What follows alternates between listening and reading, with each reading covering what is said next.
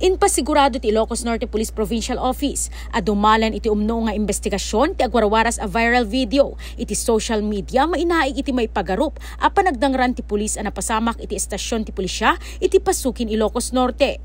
Makita iti video tinapig sa boses ti pulis ken maipagarup a panagdangran. Hana sir.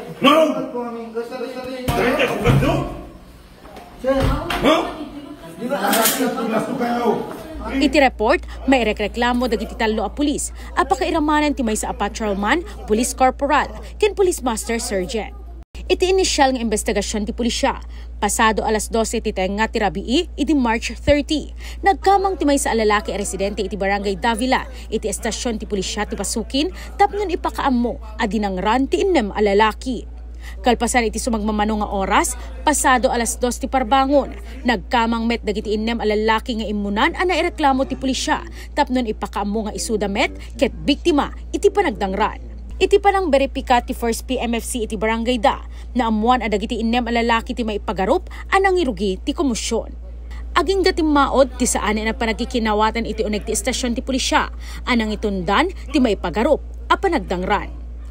Rolando and Harold, together with their companions, acted unruly by shouting the duty investigator when he asked them the cause of incident, upon which he was able to establish that same incident that they were reporting to the report of Kelvin K. Brigado.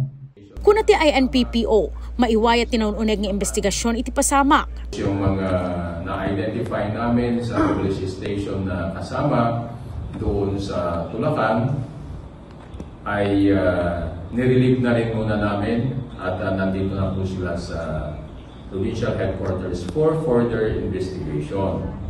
Now, kailangan namin na imbestigahan naman yung mga alleged victim para makuha na din natin yung kanilang side. So we have to balance yung ating views. Now, whatever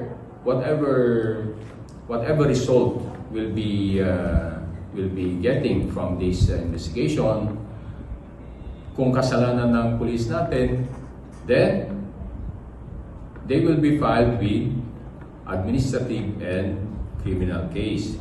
Karaman pa ang narelibuan ti pwesto na ti hepe ti pulisya ti Pasukin. Pinadas met ti news team ang maalaan ti palawag dagiti maipagarup a dinangran dagiti pulis. Ngem kinunada a pagsasaritaan paylaing ti pamilyada ti agbalin nga aksyon da iti pasamak.